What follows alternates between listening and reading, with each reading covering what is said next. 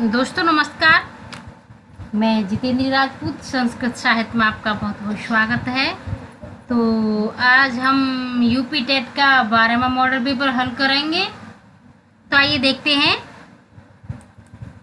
बिना देरी के शुरुआत करते हैं। यह है हमारा मॉडल पेपर 12वां। ये दोस्तों इस सेट का 12वां अंतिम मॉडल पेपर होगा हमारा।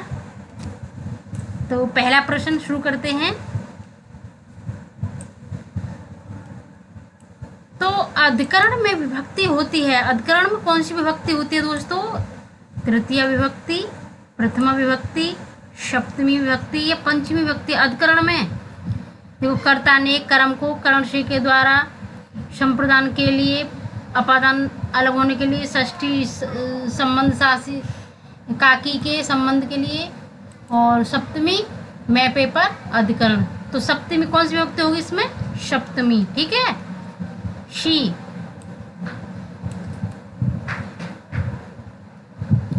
प्रश्न नंबर 2। नदी नाम गंगा पवित्रतमा वाक्य में रेखांकित पद में कौन सी विभक्ति है?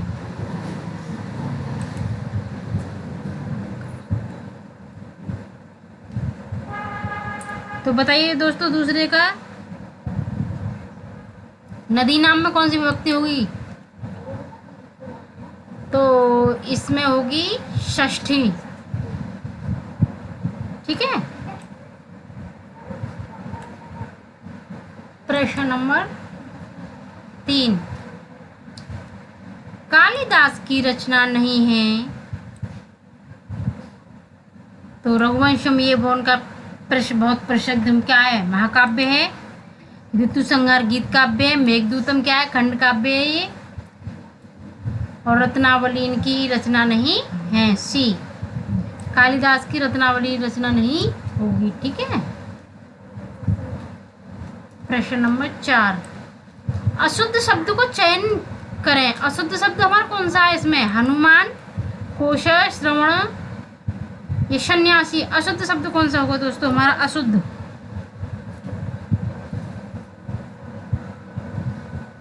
तो अशुद्ध शब्द होगा हमारा सी, सन्यासी। ठीक है। क्रमवाच्य में प्रधानता किसकी होती है? कर्ता की, क्रिया की, कर्म की। इनमें से कोई नहीं। क्रमवाच्य में किसकी प्रधानता होती है? तो क्रमवाच्य में कर्म, जैसे कर्म लिख रहा है, पहले ही हमारा ये आ रहा है ऊपर कर्म लिख रहा है, तो कर्म, इसके कर्म की होगी इसमें। क्रमवाच्य में कर्म की प्रधानता होती है दोस्तों। ठीक है। प्रश्न नंबर सी ऑप्शन होगा इसका। प्रश्न नंबर 6। सच्चरित का संधि विच्छेद क्या होगा?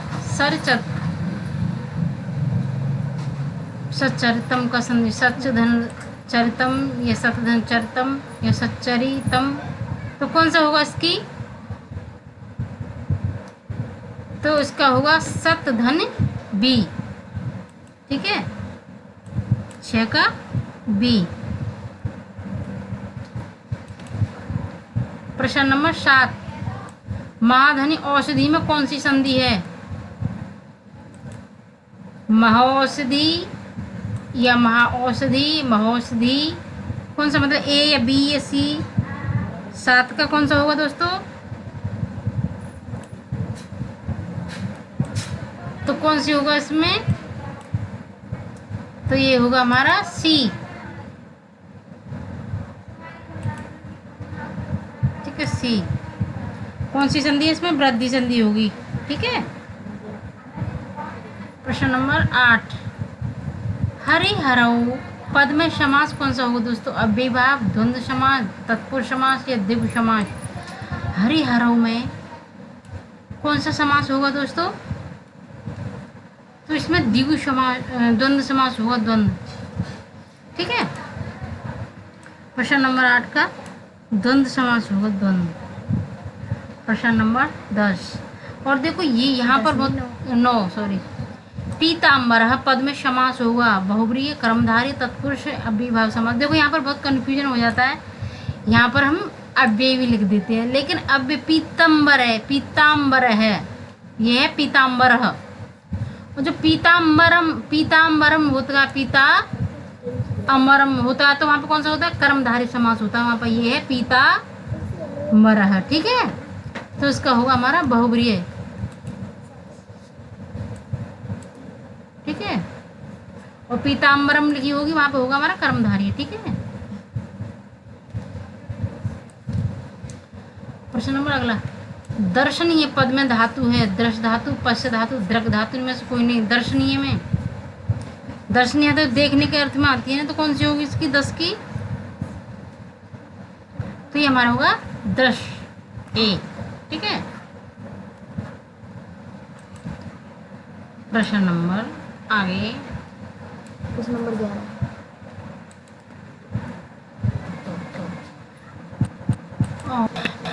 प्रश्न नंबर कौन सा? प्रश्न 11। सृष्टि प्रत्यय है, ताप्रत, तिनप्रत, क्षत्रिय, त्वाप्रत। सृष्टि में कौन सा होगा दोस्तों? 11 का, तो इसमें 3 प्रत्यय होगा, 3, ठीक है, बी।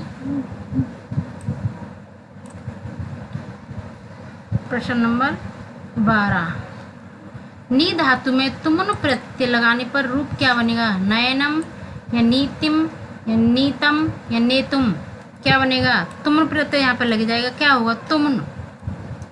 तो 12 का हमारा क्या होगा?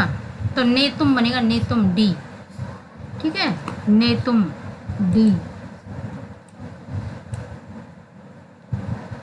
प्रश्न नंबर 13, बलवती ही भवितव्यता सूक्ति किस ग्रंथ में प्राप्त है? मेघदूतम में, रघुवंशम में, कादम्बरी में, उत्तर रामचरित में। 13 का हमें प्रश्न आंसर बताइए, जल्दी उत्तर बताइए कौन सा होगा।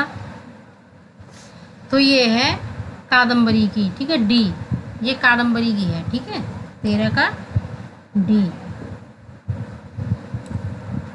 प्रश्न नंबर 14, क्वा इस अव्यय पद का अर्थ क्या है? क्वा माने कहाँ है, कब है, कैसे है, कितना है, क्वा माने।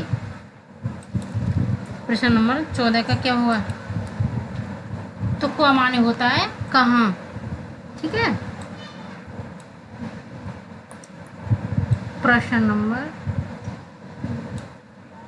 आगे, संस्कृत में कंधा के लिए शब्द प्रयोग होता है कंठ, हनु, कटी, स्कंध।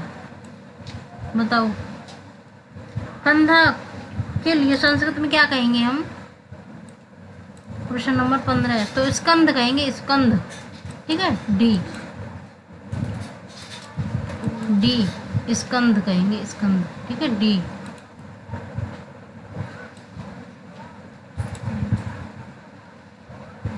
प्रश्न नंबर आगे, षोडश शब्द को संस्कृत संख्यात्मक रूप में परिवर्तन के मतलब 16 को संस्कृत में, षोडश को क्या कैसे, मतलब कौन सी संख्या होगी हमारी 16 पे? 61 या 63 या 36, तो कौन सी होगी? 16, सुना, षोडश माने 16, ठीक है।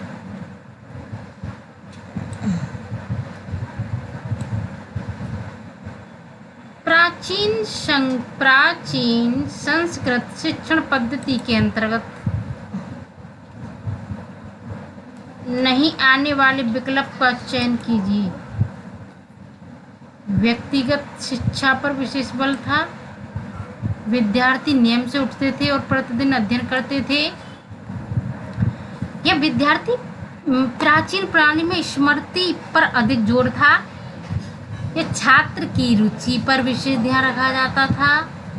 तो इसका उत्तर क्या होगा दोस्तों, बताइए। व्यक्तिगत शिक्षा पर विशेष बल था क्या? तो छात्र की रुचि पर बहुत अधिक विशेष ध्यान दिया जाता था, तो हमारा डी ऑप्शन होगा इसका सही, ठीक है।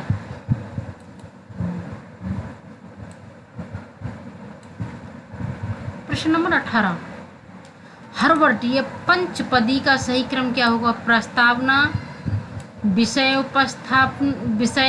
उपस्थापन, तुलना, प्रयोग, सामान्यीकरण। बताओ क्या होगा इसमें, बी या सी या डी?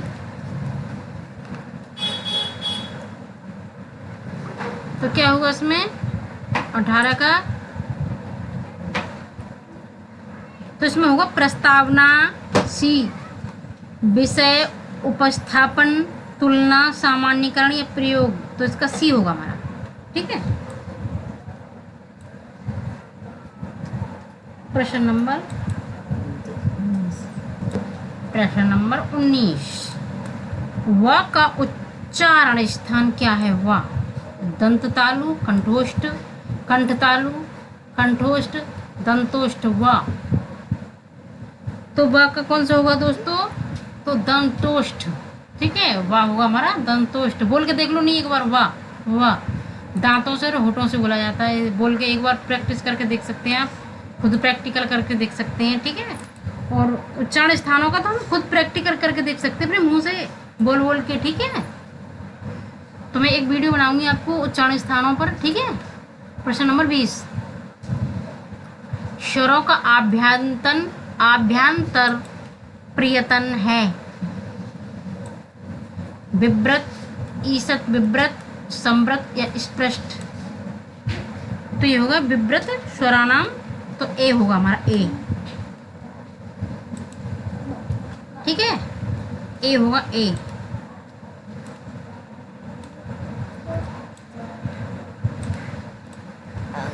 प्रश्न नंबर बी, चय प्रत्याहार के अंतर्गत वर्ण आते हैं दोस्तों। कौन कौन से आते हैं? चय प्रत्याहार के अंतर्गत कौन से वर्ण आते हैं? तो ये हमारा बी होगा, बी, च, ट, त, क, प। ठीक है,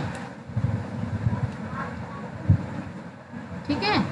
प्रश्न नंबर 22, अनुभवती पद में लगा हुआ उपसर्ग है, अनुपसर्ग है या अनय, आप है या आ? उपसर्ग कौन सा होगा भाई इसका? तो इसमें अनुपसर्ग वैसे दिख रहा है, अनुपसर्ग होगा। ठीक है, ए अनुपसर्ग। ठीक है। प्रश्न नंबर 23, पुल्लिंग, सर्व पुल्लिंग सप्तमी एक वचन का रूप होगा। सप्तमी सर्व पुल्लिंग में सप्तमी एक वचन का रूप क्या होगा दोस्तों? सर्वस्य, सर्वेभ्य, सर्वेषु या सर्वस्मिन्? क्या होगा?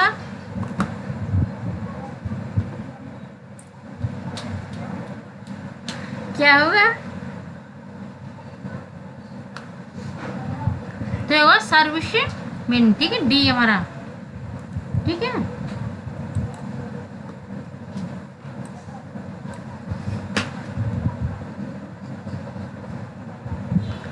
प्रश्न नंबर 24, एध किस धातु लकार वचन का रूप है? अस धातु लोट लकार मध्यम पुरुष एक वचन, अस धातु लट लकार मध्यम पुरुष एक वचन, एध लिट लकार मध्यम पुरुष बहुवचन, एध लोट लकार प्रथम पुरुष एक वचन। तो दोस्तों क्या होगा 24 का? हमें जल्दी से आप बताइएगा और आप काउंट करते रहिएगा कितने आपने सही किए, कितने गलत किए, हमें कमेंट में बॉक्स में लिख दीजिएगा। ठीक है, तो ये हमारा पहला ही ठीक होगा इसका, अस धातु लोट लकार मध्यम पुरुष का एक वचन, एद। ठीक है। प्रश्न नंबर 25, स्वर्ग पद का पर्यायवाची क्या होगा? नाकः, स्वरलोक, स्व या उपर्युक्त सभी? बताइए, स्वर्ग का पर्यायवाची क्या शब्द है? स्वर्ग का पर्यायवाची प्रश्न नंबर 25 का बताइएगा आप। तो ये सभी हैं। ठीक है, सभी होंगे, सभी। प्रश्न नंबर 26, गांव के दोनों ओर वृक्ष हैं, तो ग्रामः उभयतः वृक्ष सन्ति, ग्राम उभयतः वृक्ष सन्ति। कौन सा होगा इसमें 26 का? तो 26 का होगा, 26 का होगा हमारा बी, क्योंकि उभयतः सर्वतः के योग में कौन सी विभक्ति होती है? द्वितीया। तो ग्रामम हो गई ना उभयतः के योग में, ग्रामम। ठीक है। प्रश्न नंबर 27, विधि पद का अनेकार्थक शब्द है, विधान, भाग्य, ब्रह्मा या उपयुक्त सभी? विधि का, विधि का क्या अर्थ होगा दोस्तों? 27 का 27 का डी। ठीक है,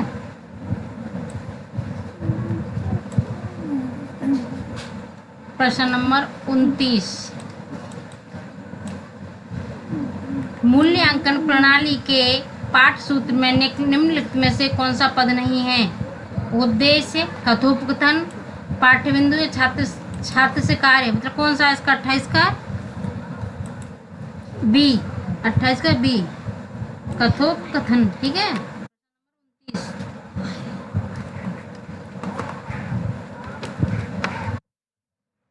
संस्कृत आयोग द्वारा प्रस्तुत भाषा के विषय में प्रथम योजना में कौन सी भाषा सम्मिलित नहीं थी? मातृभाषा, क्षेत्रीय भाषा, अंग्रेजी, हिंदी, अन्य आधुनिक भाषा, संस्कृत या कोई अन्य प्राचीन? अरबी कौन सी नहीं थी 29 का? तो डी, अरबी। ठीक है, प्रश्न नंबर 30, निम्नलिखित में से कौन सी पठन शिक्षा की विधि नहीं है? देखो और कहो विधि, अक्षरबोध विधि, अनुध्वनि विधि, व्याख्यान विधि। 30 का, तो 30 का कौन सा होगा? डी। ठीक है, 30 का डी, 30 का डी होगा। ठीक है, तो आज के लिए इतना ही। हमने 12 मॉडल पेपर करा दिए हैं यूपी टेट के। तो ठीक है दोस्तों, नमस्कार।